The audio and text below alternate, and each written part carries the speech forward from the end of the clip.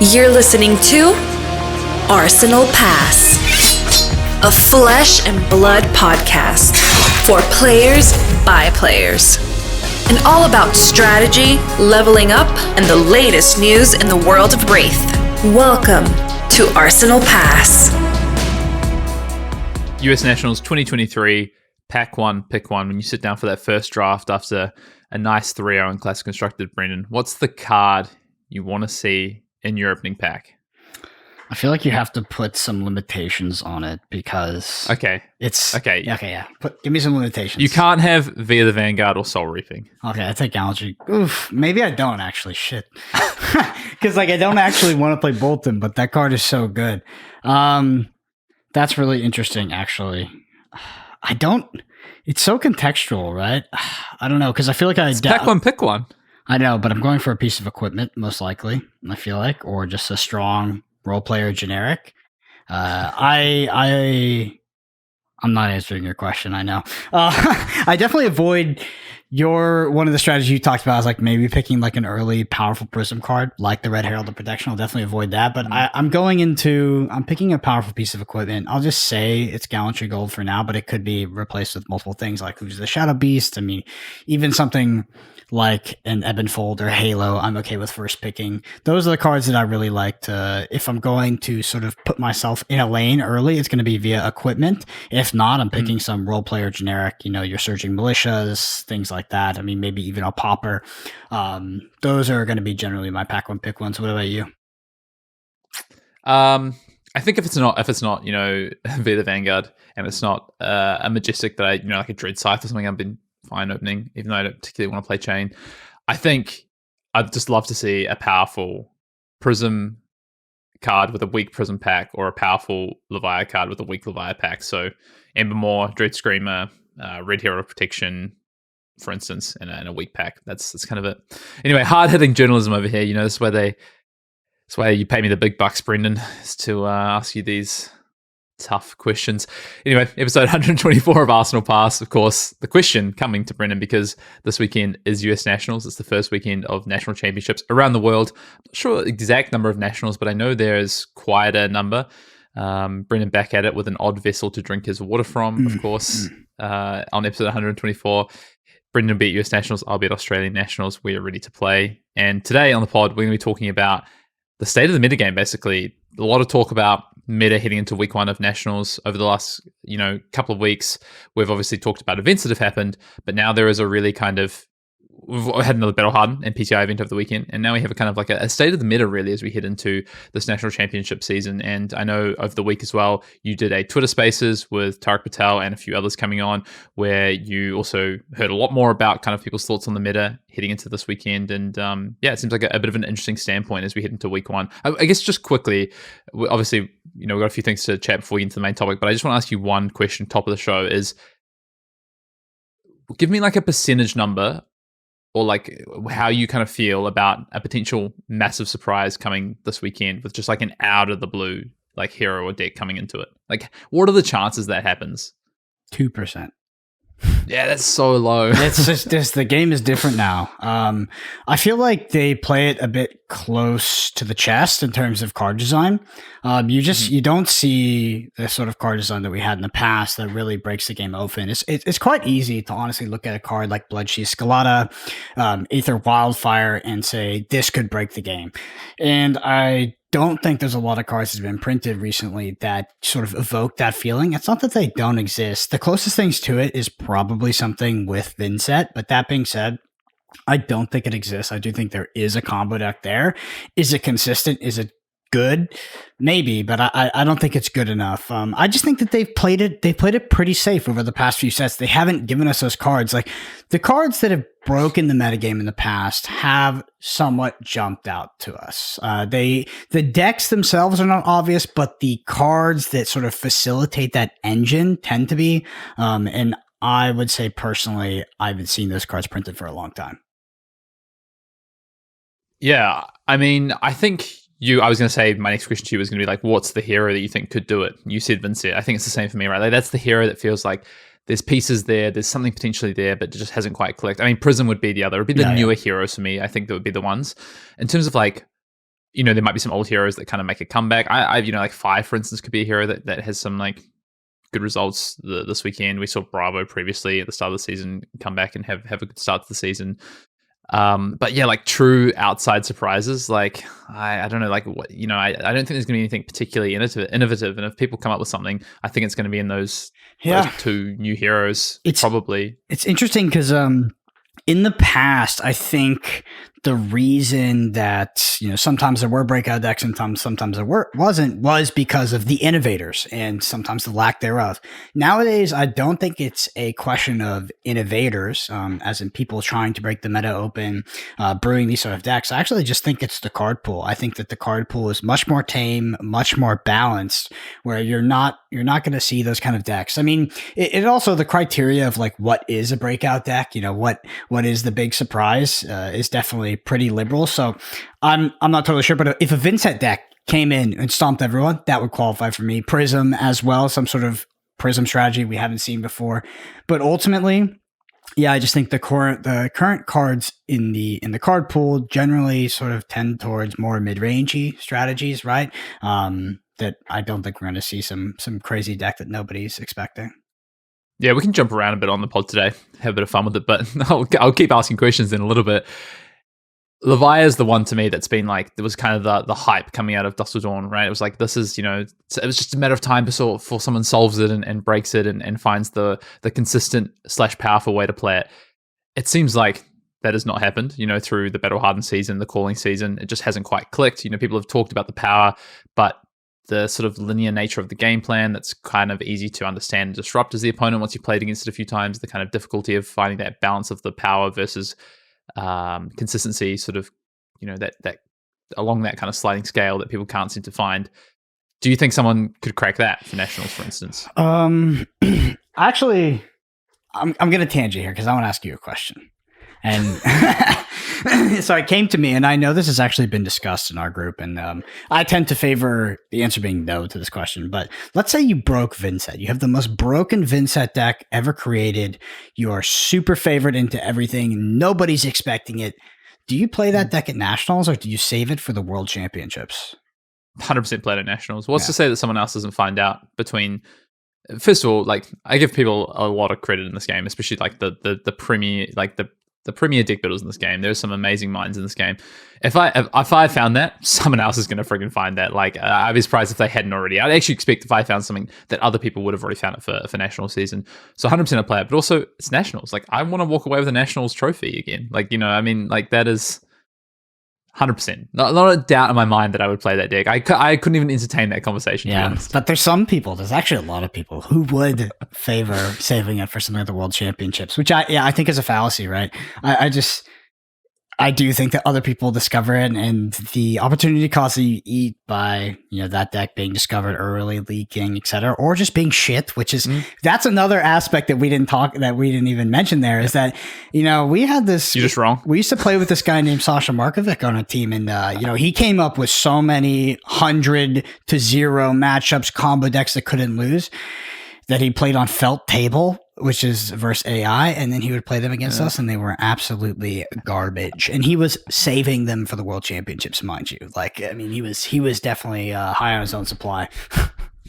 Yeah, he once wouldn't let me play Lexi combo at a ProQuest. Yeah, I mean, thought the deck was too broken. True story. We showed up to Lille, France. We flew across the world. I flew from the United States. He flew from Australia, and he has this Blossoming Spellblade broken deck that we're all planning on playing. We've been a bit lax with testing because we have the Silver Bullet, etc. Sits down across the table from me as we land in Lille and are a bit jet lagged, and he proceeds to lose 10 games in a row and never plays the combo. And it's just like, what the fuck is this? Oh my! It was just the most ridiculous scenario. There might be a bit hyperbole in there, but you not far off. Yeah. Anyway, we're going to talk about meta, but let's maybe just quickly dive into some news. First of all, obviously we talked about Nationals already kicking off this weekend. If you haven't already seen, Fab TCG on the sort of the mothership on the homepage have been doing these kind of spotlights for Nationals, which has been pretty cool. I don't know. I was just reading the Germany one earlier this morning. I think Germany is a country when it comes to Flesh and Blood that's kind of like a little bit I wouldn't say disrespected, but there's a lot of good players out of that region that have put up results. Multiple PT top 8s, calling top 8s, etc., and kind of don't maybe get the credit they deserve. So it was cool to see some of these, and especially around like the content creators out of that region as well, the players spotlight. Players like VFam, for instance, Christian Hawk. So yeah, there's these series of articles. If you check them out, recommend it. Have you ever seen Enter the Battlefield, the YouTube series about Magic the Gathering? Of course, I want, like, I know that's what like Alex from Tales of Alex was like potentially trying to do with the first PT, and he did an amazing job. I just got to say, like, that level that Into the Battlefield, and what's his name, Nate or Nathan? I can't remember his name, but the guy who did that, like, that whole production is amazing. And they did going behind the scenes. Yeah, the regional where they were like, they went behind the scenes with the Czech team. They were in Prague and they were playing at like this brew house, and then they did all the teams in all different locations, and not even like the hardcore teams, like Team Channel Fireball, which I think they did that as well. But they did like the regional players, and it was the production quality was so high, and I think it's one of the greatest series concerning Magic the Gathering that's ever been created. It's fantastic. Yeah, I would love to see some of that sort of level. A lot of production work has to go into that, and a lot of, maybe the game's not at a point that whereas that's developed. Do you remember at Worlds, LSS had a bunch of cameras at Worlds? I don't know if you remember this. People who weren't at Worlds probably aren't aware of this. Yes. LSS had a bunch of cameras at Worlds, and it was not really, I say a bunch. They had, I think, two cameras basically, but they had someone doing production basically for. I had heard a rumor, and I can say this because I have no affiliation to anyone at all. I had heard a rumor from someone not in this call, like someone like external, that they were trying to pitch something potentially for like Netflix or something, to like a behind the scenes like documentary of the kind of TCG world, because TCG has obviously been so hot at the time. I've never heard any more since then, but I know they took a lot of footage from the event. I can't tell you how many times I've heard about a new production team, bigger and better, like this and that, and then consistently it's like it hasn't materialized. I don't know if it's just like they're like 2023 is going to be the next thing, and it's like 2024. It's like I also wonder, because I was there and I was casting at World Championships, and they came and filmed us a few times, and they had the full like bodysuit camera and everything, and all that we got out of that, I think, was the B-roll intro. I don't know if you saw at the World Championships, there's a little bit of like a B-roll of like the flag ceremony and all that, but that's pretty much all that's materialized from that. A Netflix documentary about flesh and blood in a tent in San Jose. I don't know if it would, I don't know if that pitch would go through. Yeah, the venue might have let them down on that one, maybe. But I just thought that was interesting. Again, another tangent. Battle Hardened over the weekend. So I was looking for kind of the results and the data of this. I know you were on this Twitter Spaces. Was that talked about at all over the week about who won that? I didn't see anything. Usually FabTCG, they'll post up, who won, a bit of a recap from the event, but I didn't see anything from the weekend. I believe it was a Lexi finals. All Lexi finals. Do you have any more insight? No more insight past that, and it definitely wasn't talked about in the Spaces. So I think that one sort of slipped us by, that Battle Hardened. Let me. I can't find anything on it from Fabry or anything either. So, but I know when I tuned in to see a bit of the coverage, there was an all Lexi finals happening, whether that was the Battle Hardened or the PTI. So, sorry, I'd love to shout out the winner of that event, but I don't know who won that event. I just know that Lexi won. So, congrats to. Oh no, do you know what?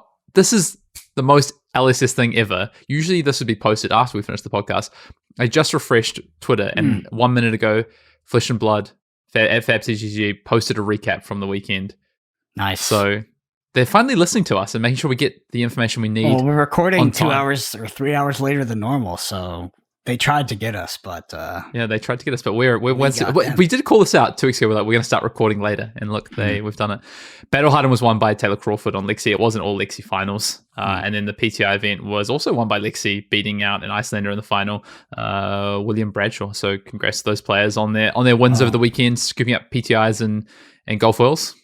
Yep, and William Bradshaw was actually on the Twitter Spaces, so he was talking about that Battle Hardened when he won. He was talking about winning the Battle Hardened on Lexi. I remember seeing the picture as well. I don't know, did he win the battle? He won the PTI event, right? PTI, yeah, but it looks like Lexi. I mean, we can talk meta in a second, but it looks like Lexi kind of dominated that top 8. It was of the PTI, it was 5 of the top 8, and on the Battle Hardened, it was 4 of the top 8. Yeah, I think that's a bit of a premonition for what's to come this weekend, but we'll leave that to later. All right, let's get into Commander Cookout question. Fire up the grill, the Barbie, you know. We haven't had a Commander Cookout question in a couple of weeks, so I've been sitting on this question for a while. I think it's a great question. So this is from Brashen. It was a Patreon question that came through, and they say, what do you think are the key cards we will see that help shape or combat the ever-evolving Fab meta? As decks evolve, they will need certain cards to push them to the top. If decks like Icelander, Bravo, Lexi, and Dromai are around, what cards are key cards against these heroes and why? So effectively, Brashen's asking, what are the key cards as this next sort of maybe the year basically of the meta kind of evolves? What are some of the key cards? I think one that comes to mind immediately is Warmonger's Diplomacy, right? Mm-hmm. This is a card that coming out with Dust to Dawn has seen a lot of hype and attention. People saying this is meta warping, people saying this is too pushed, it's too broken, it's too degenerate, it ruins decks. I think we've stabilized a little bit on how good this card is. I think people have realized that, yeah, you can build around, to avoid the kind of interactions of this card. Some people don't even bother playing it in their decks anymore because to them it's a dead card. It's like, well, if every Lexi's playing Trench, why should Icelander even bother playing this dead blue that doesn't impact the board, for instance? So I don't know. That's the first one that comes to mind, Brendan. Is there any kind of things that you think like that? I mean, I think when a meta that's got a lot of Lexi in it and a lot of Dromai, Command & Conquer is probably the other card that would be top of that list as well. What I think, Hayden, is I think that we've gone through at least 2 sets, but maybe close to 3 sets that have had less of an impact on the meta. Mm-hmm. And I think that Legend Story Studios will print a significantly pushed set soon. I really do. I mean, I think that the power level of the game has sort of started to tone back as, heroes have lived legend out. And then we had sets like Dynasty, which had very minimal impact on the game. And of course, Dusk Till Dawn. We had some great cards coming for that, like you mentioned, Warmongers. But the sort of like the hero makeovers, not really there. I mean, Bolton's still kind of in the dumpster, in my opinion. Yeah, we'll get to that later. And Levia, but Levia, it looked great at first, and now it just doesn't seem to compete with sort of the top meta decks. Anyway, I do think that they will. We talked to Brian on the pod. If you want to listen to it, we talked to Brian Gottlieb, a designer over at Legend Story Studios, on the podcast, and he mentioned that they do want to introduce more variants into the game, and that things like Starvo were not necessarily bad for the game. And I think that some of the variants will come with power level. Like a trade-off of consistency and power level, we might see a call back to sort of card design of old, not necessarily on the level of Prism, which is oppressive to your opponent in an unfun way, controlling the board and taxing their action points, but maybe something closer to old Starvo, maybe some things closer to Chain, maybe a less consistent version of Chain, not the Chain where you banish your entire deck and it's very, very consistent. Stuff like that. I think that is what will come into Flesh and Blood and really shake up the meta. I mean, we can have those cards like Warmongers Recitals come here and there, but I do think that after sort of a few low-powered sets that we're sort of due for a breakout where they just go, fuck it. We're going to print a very powerful and almost obviously powerful hero. I think it's coming. So I think these are 2 different things, right? I think they've printed a very obviously powerful hero just recently. It's called Levia Redeemed / Consumed. It's power creep. But this is exactly what you said. Brian talked about this kind of, rather than bringing down consistency necessarily, he talked about raising up the power level of spikier decks, of basically power, increasing power that is less consistent. And that is kind of a design philosophy that they are looking at, right? So naturally, you get some of these heroes that were powerful and consistent. Prism, for example, go out of the meta and, it's like, well, rather than have a power and a consistent, it's like, the consistency of these heroes already in the format kind of stays the same, but the power level of some rises up, right? We give, Levia these powerful tools, Bolton even some tools, etc., heroes to come. And I think that's one aspect to it, right? So the meta is going to evolve. And then this other part of it is kind of like what Brashan's asking about, which is like the heroes that are established in this meta right now, which is Icelander, Bravo, Lexi, Dromai, and there will be others that will become established before the end of the year, right? Whether that's through living legend of something like potentially, I saw someone do a bit of a stat today that Icelander could theoretically very easily hit living, or not very easily, but hit living legend this national season, which is crazy, right? We're into a ProQuest season, which is about to be announced. I believe it's looking like it's going to be October to November. ProQuest season coming up. Worlds as well that would have no Icelander, and you'd have other heroes potentially establish themselves. Maybe Briar, if it doesn't get the one living legend point it needs this season, comes back into the fold. Surely someone wins the nationals with Briar, but we'll see. Maybe not. So there's like, so Prashant's asking, like, what are the cards that are staples for countering this? Like, we look in the past, right? Cards that have been staples have just been like good on rate, right? It's been like Sink Belows, it's been E-Strikes, it's been Command and Conquers, and they all came in the first two sets when LSS and as a game, Flesh and Blood were establishing the kind of baseline of the game, and they had to print these powerful generic cards because otherwise decks they had to feel a little bit the same, because otherwise decks didn't have cards to play. If E-Strike was a class specific card, for instance, and only one hero at the time gets access to it, that's cutting off 7 others, for instance, in those first two sets. So there's a reason these generics were printed, right? But as we've seen sets evolve, less and less powerful generics are being printed, and that's going to continue to happen. Yes, we'll see things like Diplomacy, like you just said. We'll see some, maybe Sensor's a really interesting card that was printed recently as well, right? We'll see these kind of generics come in and out. But I think we're going to see less of these staple cards to combat. And that goes hand in hand with what you just talked about. The power level is like, well, one of the ways that you kind of let power kind of be inconsistent and not run rampant, but be viable, is not having silver bullets that just peg them down. So cards that stand out to me that sort of fit that mold are Down and Dirty, like Snag. Snag. Yeah, I mean, Down and Dirty is in the same vein where it's kind of a meme where that card is not great, but it is kind of power creeped, right? For what you can do with it. Also, fundamentally breaks the tenets of the game. Fundamentally breaks the tenets of the game. Another card that nearly fundamentally breaks the tenets of the game is the Helm piece that is for some reason escaping me, that we spoiled. Crown of Providence. Crown of Providence, exactly. Like, that card is extremely good, and I think that card actually changed the meta significantly, because it made things like Command and Conquer Pummel not as much of a blowout, right? It made Arsenaling the wrong card not as much of a blowout. Like, that card totally warped the game and warped what a lot of decks could do in terms of deck building. So, I mean, those are cards that actually come to my mind, with Down and Dirty definitely being on the lower end of the spectrum, but things like Crown of Providence, I think, sort of fits that description. Yeah.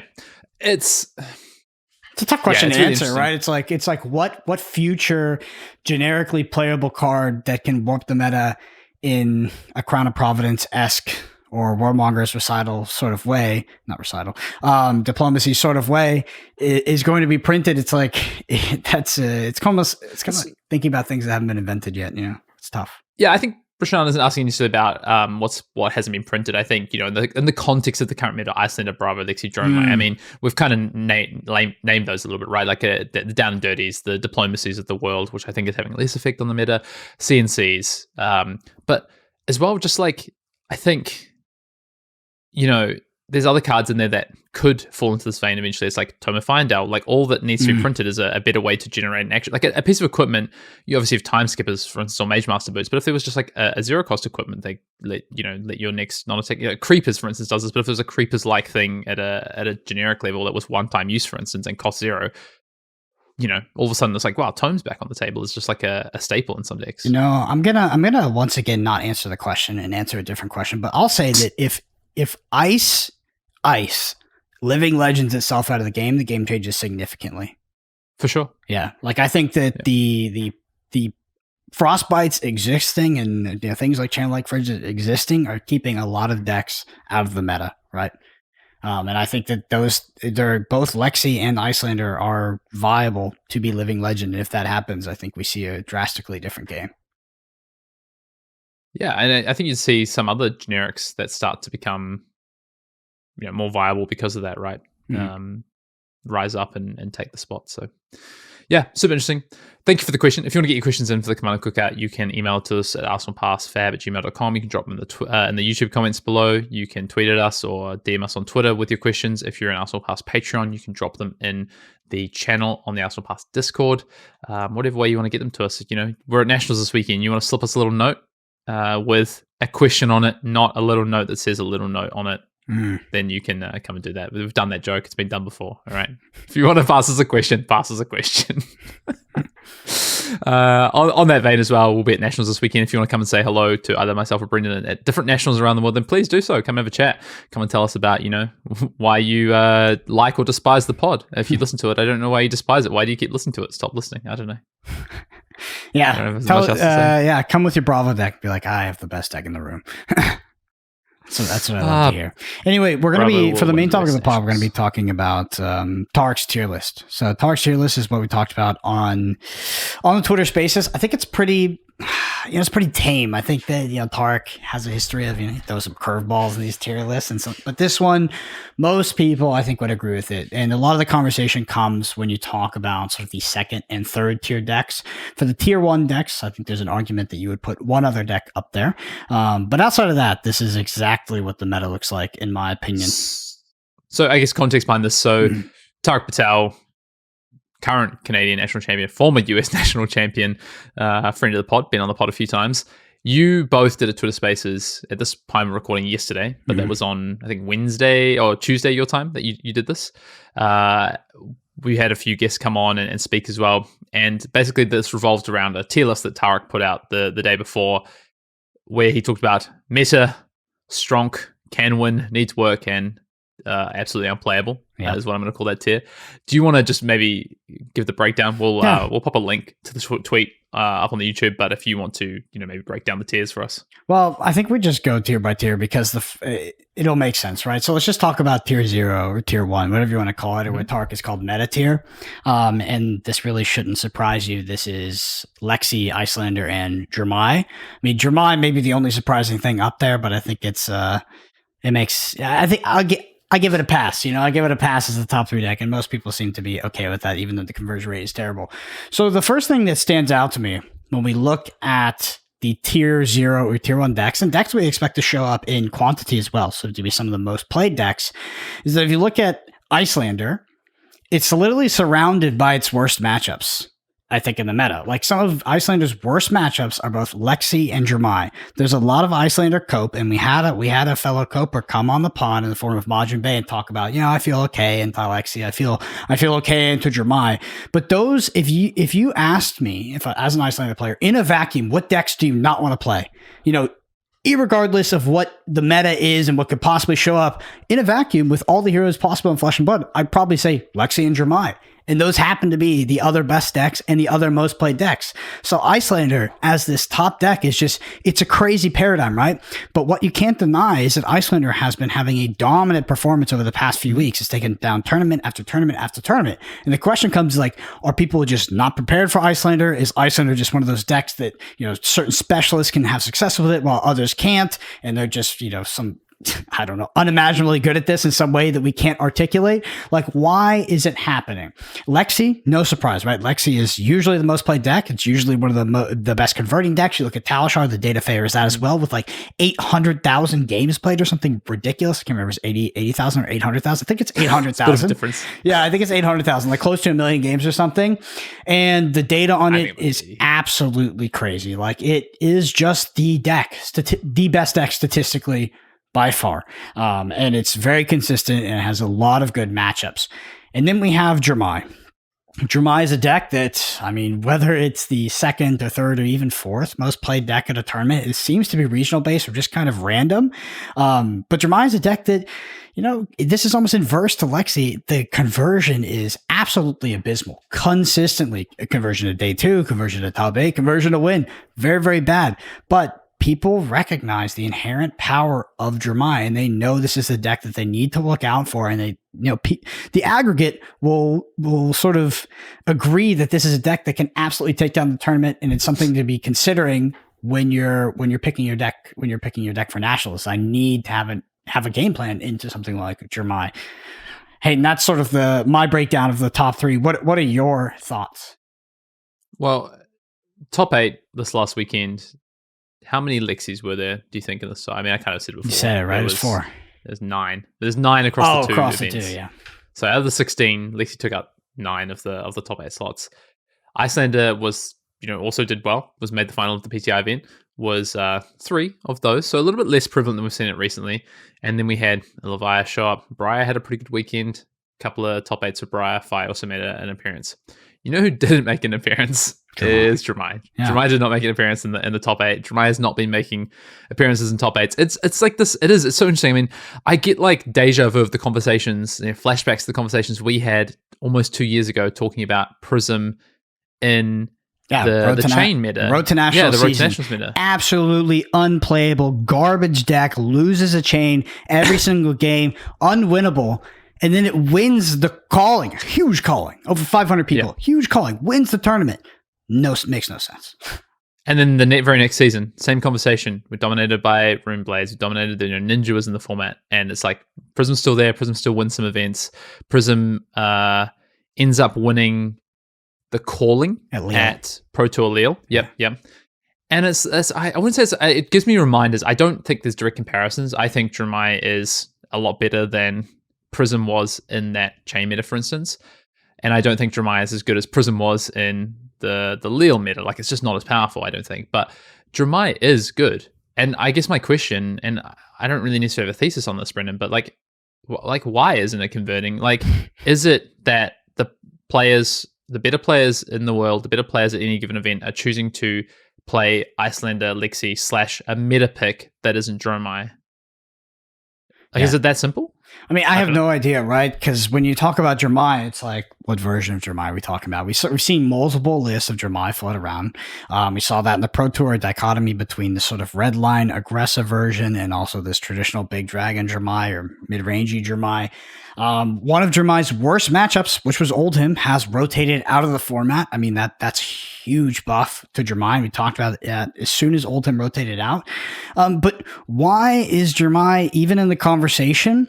If you looked at the data, it shouldn't be. It absolutely should not be in the conversation if you look at the data.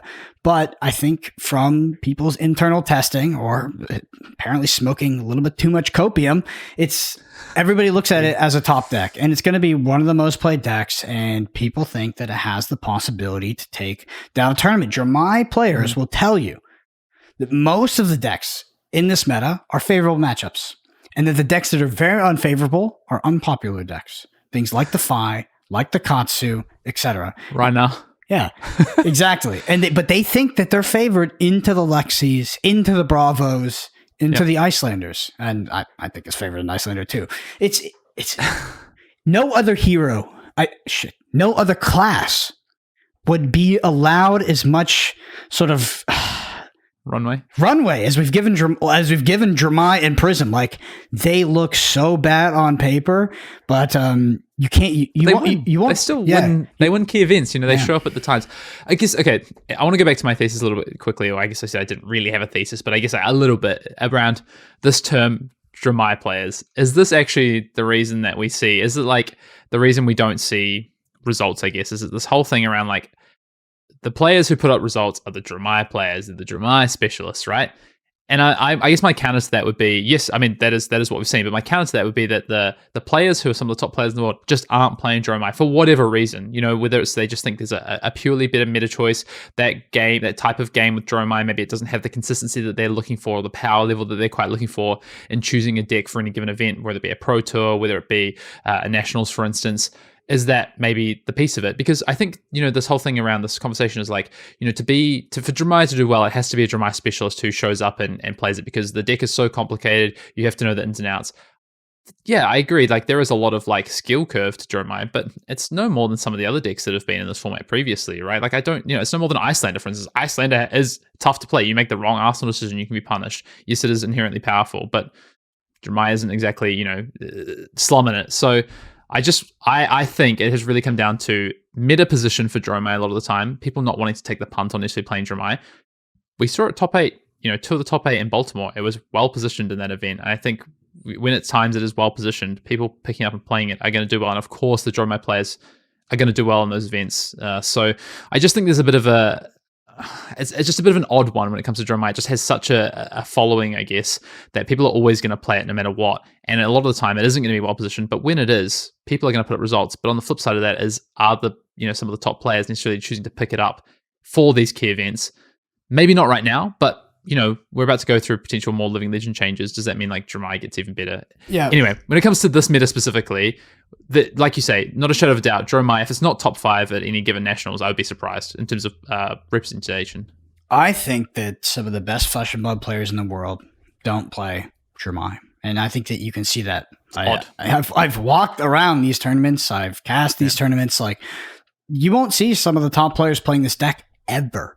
Do they play it in testing? Sure. But I just don't see people. I don't see fantastic Flesh and Blood players showing up to events with Jermai and failing, right? I don't see like our Michael Fangs or Michael Hamiltons, et ceteras of the world taking that deck and then not having success. So I just think that they're choosing to not play the deck because of some sort of internal testing data that they're receiving and in the way that they feel about it. And it's not, that's just part of the equation. One thing I want to say, Hayden, about this meta is that I think that Lexi is so far the best deck that you need an extremely compelling reason to not play that deck. Not play it.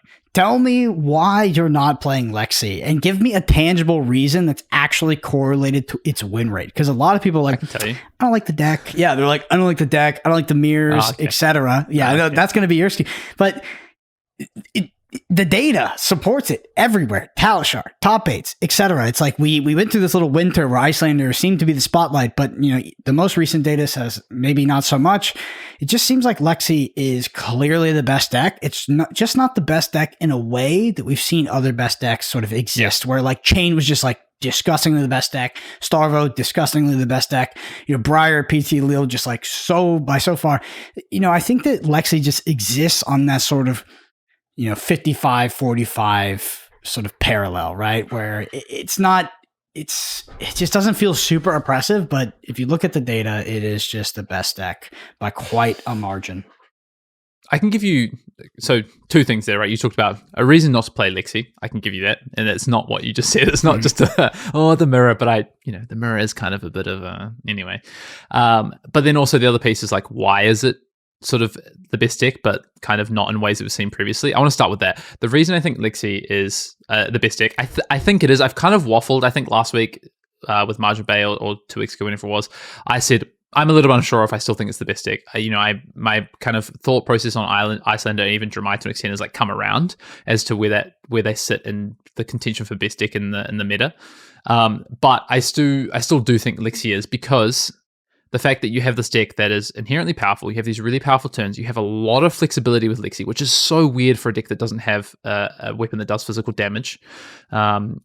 It has a lot of flexibility, different ways you can build it. It asks questions on almost every turn of the game to your opponent, and it attacks on different axes, which sounds weird because it doesn't have arcane damage, right? But it attacks on different axes because you can present on hits, you can present pure damage, and you present recurring threats, and you can hold cards in Arsenal strategically because of New Horizon to set up turns in a way to combat what your opponent's trying to do into you. So Lexi is like probably the most flexible deck in the format right now, which is kind of crazy, to be honest. That's where its power comes from.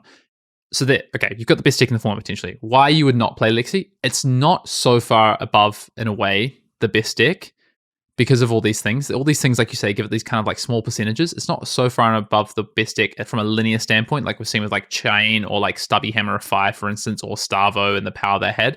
It has done it in a more subtle way and in small pieces and different parts of its game plan that if you are someone who is really experienced with, I keep saying this. Yeah.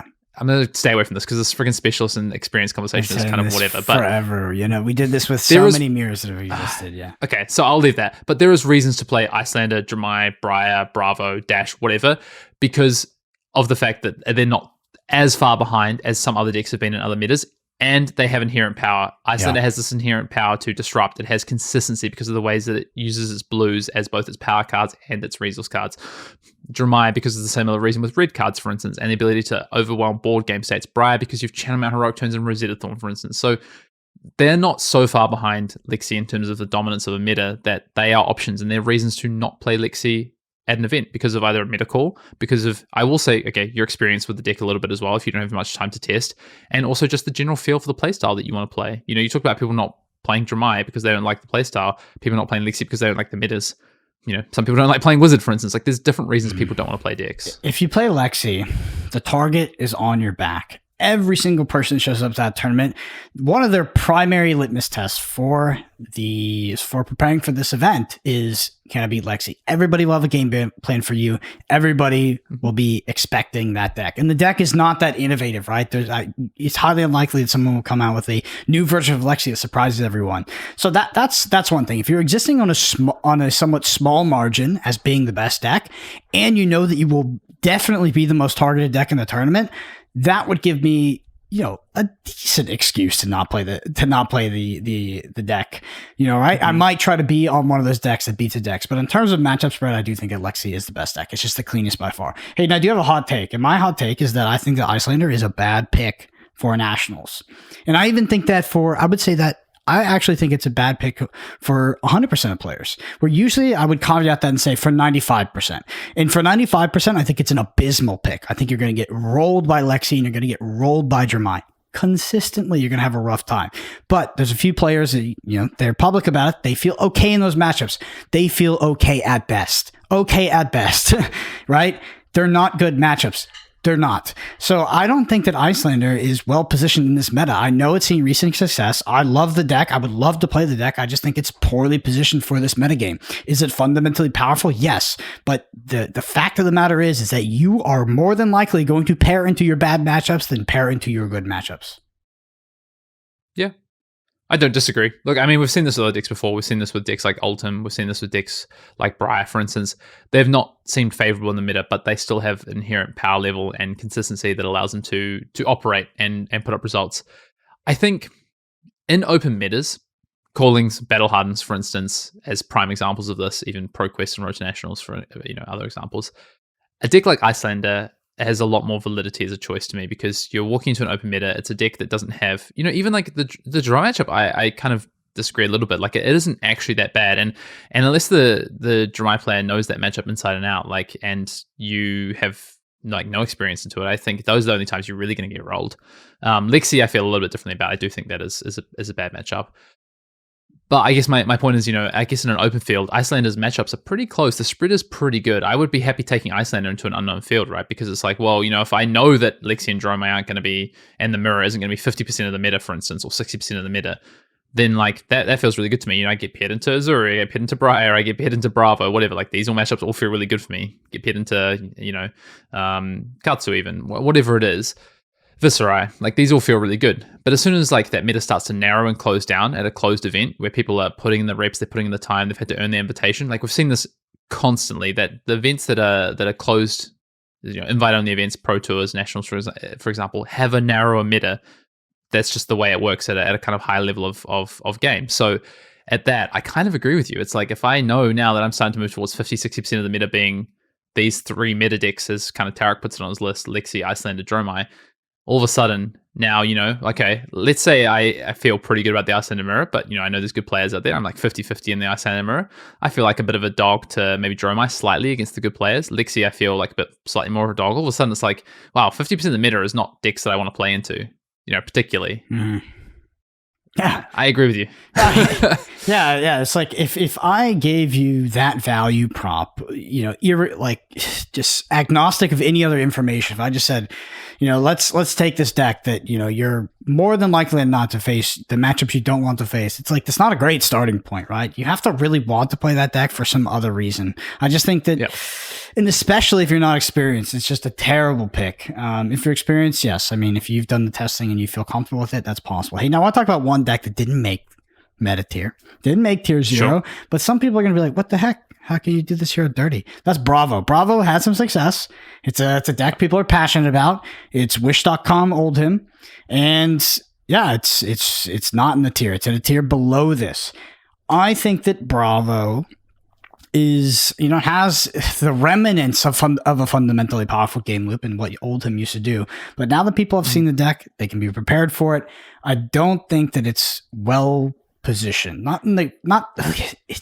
It doesn't seem as powerful as Lexi, Icelander, Jermai. And maybe that's correct. Maybe it's just not, but it's consistent enough that if you pilot it correctly and you make minimal game mistakes over the course of a match, you can just beat most players. And maybe that's where Bravo sort of shines. But ultimately, I think that we had Bravo sort of rise to stardom really quick, and then it seems to have burned out really quick as well. And I don't expect this deck to be successful at US Nationals or Australia Nationals, but I do expect it to show up. I expect it to be either the honestly, 4th or 5th most played deck.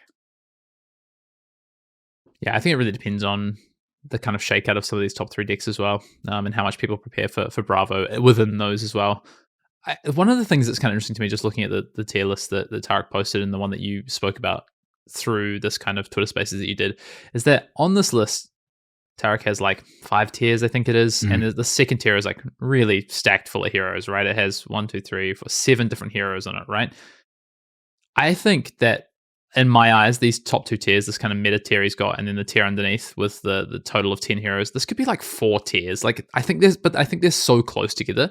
Like I think in my mind, I might put Lexi as the only hero on the kind of like top pedestal. I think it's just that's how I kind of look at things when I think there's a best deck, and I think Lexi is probably the best deck.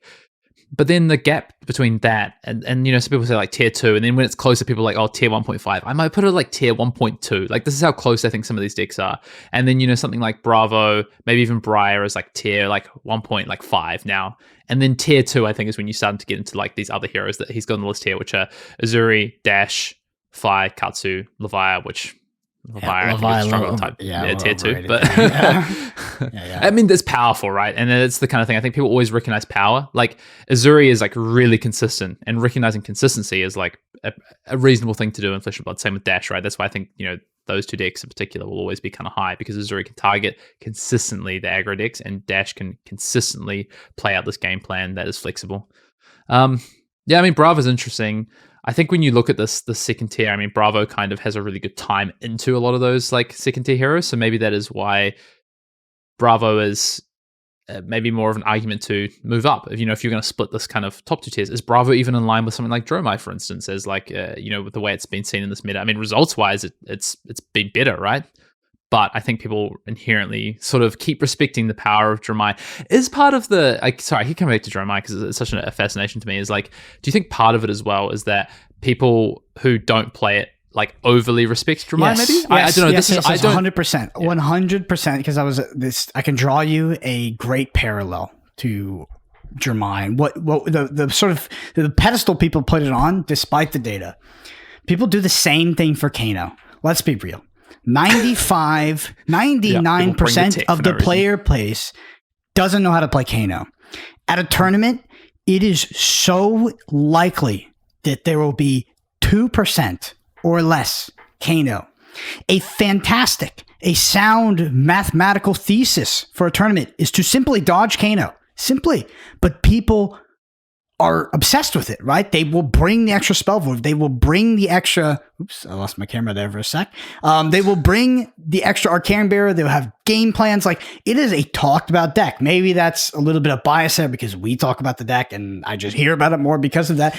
But Kano is a legitimate consideration that people think about when they attend a tournament, despite it being usually less than 5 people. 10 people. Like, it is such a minuscule amount of the meta, yet people put it up on a pedestal where we've talked about it. Dromai's way more played than that. I know. We've talked about it a million times this podcast where it's like, honestly, one of the best ways to beat Kano outside of Spell Void, which is very good, is to just race it. It's a somewhat inconsistent combo deck. And yet people when we were in the Twitter Spaces, Kano might have been the most talked about deck in that Twitter Spaces. Yeah, because you were in there. Well, I wasn't even talking about it. And like people came up and they were talking about it. It's just like you are so likely to dodge it if it shows up at all. And I think people do the same thing for the Dromai. They haven't played much Dromai. They haven't put the time in, but they know that it can be good. They've seen it have results at tier 4 events in the past. They know there's these so-called specialists that they put up on this pedestal that can take the deck where no one else can take the deck. And I think that part of it is just that inexperience and that mystique with the deck. I do think the deck is fundamentally powerful, and we talked about its worst matchup has exited the metagame, but the respect, like you talked about, the respect, I think it's similar to what we see with Kano, where it's, maybe people just haven't had too much experience with the deck itself, right? And they put it up on a pedestal. Yep. Let's it's an interesting one. Let's talk about some of these heroes. I mean, we can't cover everything, but I guess one of my questions to you would be the heroes in the second tier, which are Briar, from Tarek's standpoint anyway, which is the kind of view we're using because this list has been talked about a bit. Briar, Azuri, Dash, Bravo, Fi, Katsu, Levi. Whether you agree or disagree on some of these, which sounds like, we agree on some and disagree on others. Of these 7 heroes, which do you think has the better matchups into that top 3? Like, if you're looking at your nationals going, okay, I really am expecting to see a lot, like Lexi, Icelander, Dromite. It's going to be 1, 2, 3 from the played heroes. I'm going to take one of these 7 heroes. What do you think of these 7 heroes has the better matchup spread and consequently becomes a real option for nationals and could be making some top 8s? So, I mean, that's a tough question, Hayden. That is a really tough question.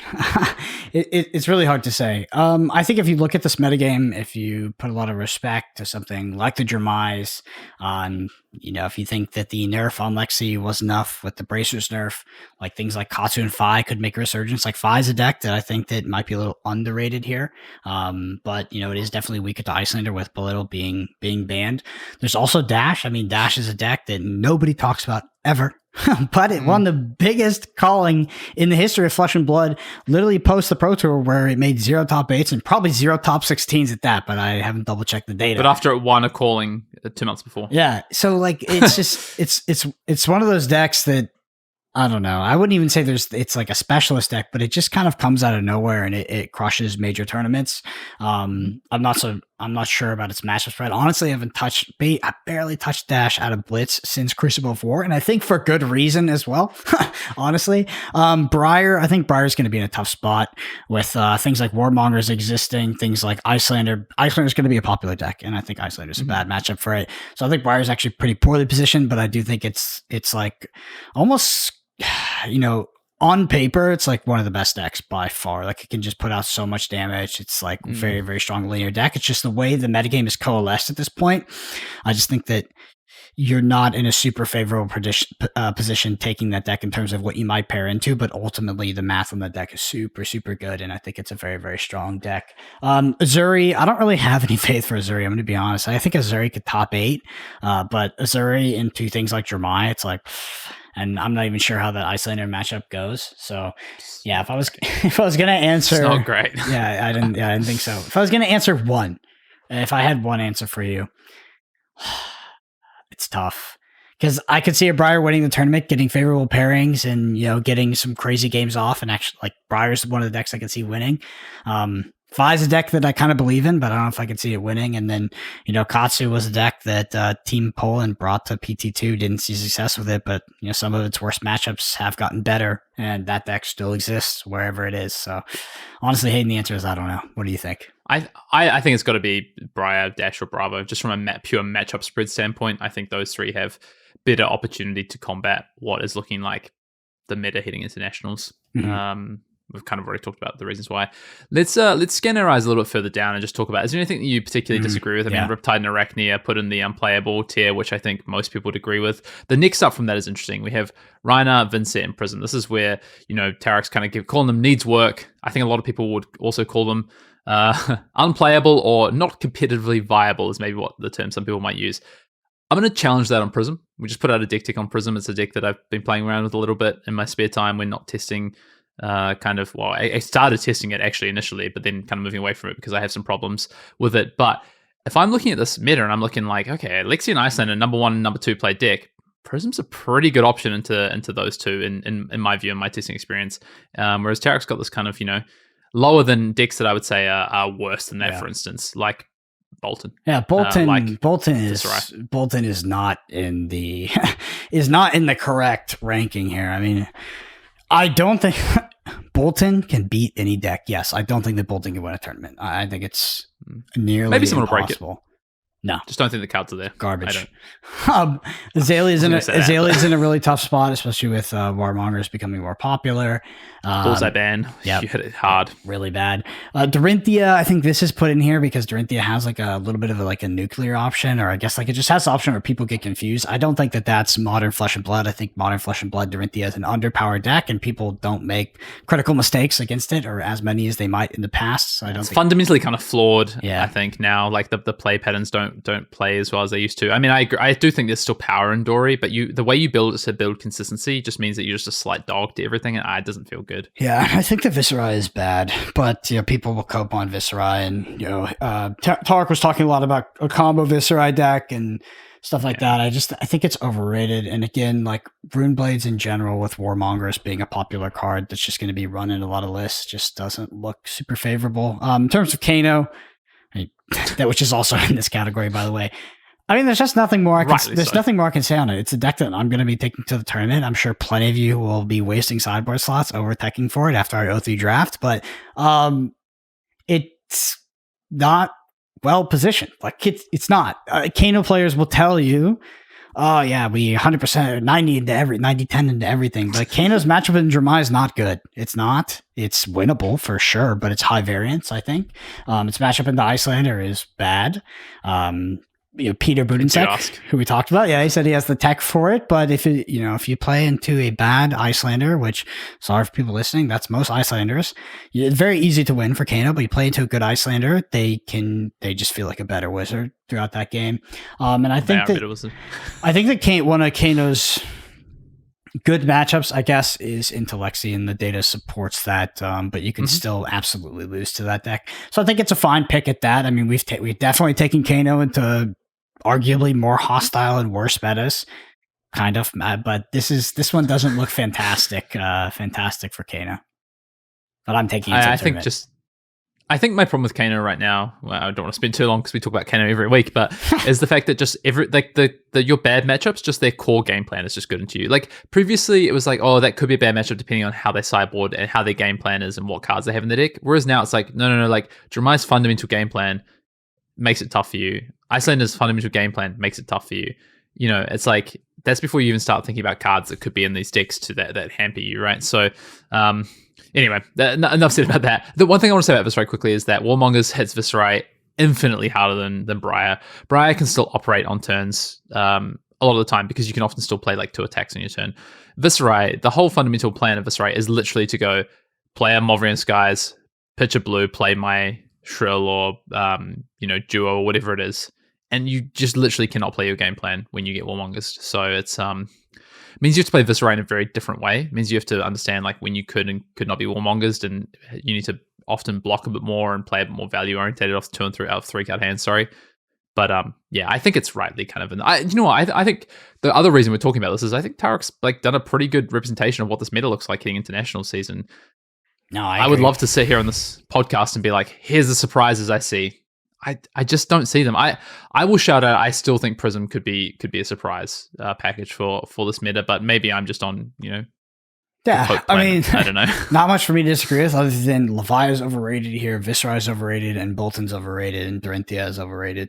That's about it. I mean, Dorinthia maybe not overrated, but I think that Bolton, Levia are just in a tier too high, and maybe the Vincent Prism, but I just honestly don't have the experience to really chime in on like whether those decks need to be higher or not. But the top 3. Reinhardt might be low for all my Brute Nation out there. Yeah, Reinhardt might be a little bit low. The person who brings Reinhardt to this tournament is like, dude, they just play Reinhardt. Like nobody. I don't know anybody that's just that is seriously considering other decks. This is the same thing that happens with people who play Kano. Yeah. That seriously is considering other decks. It ends up on Reinhardt. It's the same thing with Kano. The people that are bringing Kano. They're bringing Kano because they're idiots most of the time. Let's be real. That's why we bring Kano, is because we just feel passionate, is what I would say. We feel like playing a cool deck. And it's sometimes, frequently, most often, all the time, a suboptimal choice. I definitely thought about safety picks for this event. I've defaulted to what I think is the better option, but I definitely thought about safety picks that I have experience with. I will say, I forgot to mention this, but we talked about PTIs over the weekend. There was a PTI event over the weekend here in Australia that was won by Reiner. I don't know if you're aware of this, Brendan, but there was a 60-person PCI, so similar size to what was happening at the PCI event post the Battle Hardened in, where was the Battle Hardened of the weekend? Was it Atlanta? I don't know, probably. Sorry, yeah, apologies. I think so. You're the but there was also one because I live in the United States. yeah, but there was an event, PCI event down in Melbourne. I didn't travel to it. It was kind of the week before Nationals. I don't even play Battle Hardens at the Pro Tours, so there's little chance of traveling to a PCI event even in my own country. But it was run by Reiner versus Kano in the finals, Brendan, which you'll love to see. Well, actually, there was an Armory here the other week that was won by Vincent.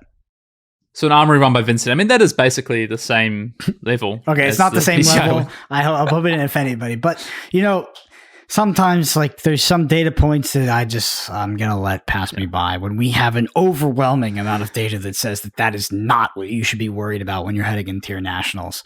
So a little microcosm of a meta, but it's cool to see. I'm happy to see it. Happy to see a Rhino versus Kano. That's it reminds me of a World Championship splits match that was fantastic. Oh, come on.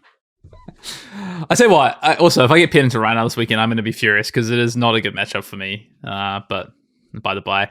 Anyway, just on that, speaking about decks being played this weekend, Brendan playing Kano, we actually did a Patreon pod. We talked about Nationals prep. That's dropping, by the time this podcast drops, it'll drop tomorrow. You can check that out. I talk about my deck and my deck list and everything that I'm playing for Nationals on that as well. It'll drop halfway through Nationals, basically. So yeah, I'm recording a deck tech with about my deck and Peter's deck, Peter Budensek. Mm-hmm. We're doing it in person. Doing it live. That'd be cool. Yeah. That'd be cool. Well, depending on my results, I'll record a deck tech. Yeah, I mean, you can see all the cope when me and Peter sit next to each other and talk about the best, worst deck in the room. Dude, I mean, when people listen to the Patreon pod, they might think that I'm on the cope, especially after maybe they hear how I perform at Nationals. I don't know. Like, I'm feeling pretty good. I remember you asking me before Singapore, like how I felt, and I was like, oh, I don't know, like a 7. And then like you asked me the day before I flew out, and I was like, nah, I feel like a 9. I feel really good for this. And then obviously ended up top 8ing the calling, but I feel like an 8.5, 9 in constructed, and I feel like a 6.5, 7 in limited. So I'm netting out at maybe like an 8. Yeah, I'm probably at a 2, about a 2 overall. But I'm just kind of chilling. On 10 on Kano, 0 on draft. No. Honestly, draft is like Monarch draft is so wacky that I feel totally fine in draft. I'm not stressed at all.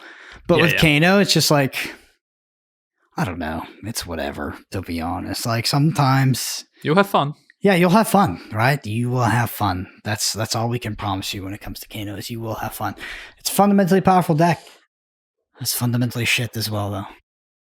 Last thing, just to stir it up. I know there's been a lot of conversation the last couple of weeks about US-centric focus on events and things like that. I'm really excited to see other nationals from around the world. We talked about Germany as like kind of being spotlighted by LSS. We've got Japan as well. That was being spotlit. There's, some countries are going to have their first ever nationals as the game's expanded, which is really, really exciting. I'm super excited to just see like players that we've kind of, already seen, continue to do well, especially through Europe, players that we've seen over the last couple of callings, see how they do at their nationals. Same with the US, of course, as well, other parts of the world, Asia in particular. I just wanted to shout out like some of the like spotlight I have on nationals this coming season, the ones that I'm looking at as kind of pillars of places to look out for maybe like innovation or some of the best players in the world who are playing in some really tough competition. Got to shout out Hong Kong. I think Hong Kong is one of the toughest regions in the world to be playing. Every time, as a calling Singapore, the Hong Kong players were just immense. They're very, very good. Looking for players like Alan Lau out there, like putting Tam, like these kind of players, looking to see what they do. Taiwan's similar as well. Peitang Lau, players like this I'm looking for in Asia. And then Europe, I'm definitely looking towards like the German nationals and the UK nationals, I think as well. But I would also maybe, shout out the one nationals I think might be the most stacked nationals is like Finland. Really? Like, well, they're just kind of like, I think their nationals is like 24 players or something, and like half of those players have played on the Pro Tour. Like, it's pretty immense. You've got players like Juha Sainalampe, for instance. They're just, yeah. Anyway, Brendan. Anyway. Well, that'll conclude it. I definitely, if you agree or disagree with us and disagree with Tech, let us know in the YouTube comments below. I'd love to hear your thoughts about nationals, and you can all meme on us post nationals when we're wrong. You get that hindsight, that 2020. But if you're listening to this podcast on a pod platform, audio only, there is a video version of it on YouTube at youtube.com/ArsenalPass. If you listen to the pod, you enjoy, you've been listening for a while, it's episode 124, and you haven't left a review, what the hell are you doing? Go leave us a review. It's the number one thing you can do to help us out. And you would not believe what it does. Also, like, subscribe, please. 6,000 subscribers. What are you doing? You've been listening to this podcast for 2 years and you're not subscribed? Shame on you. Shame on you. And for me and Hayden, we're going to be at the Nationals. We'll be playing. Come say hi to us if you see us. We always love interacting with people. So yeah, just come up and say hi to all of you playing this weekend. Good luck, especially if you're playing something like Jeremiah. Just kidding. But yeah, thank you all so much for listening. We'll see you next week. See you later.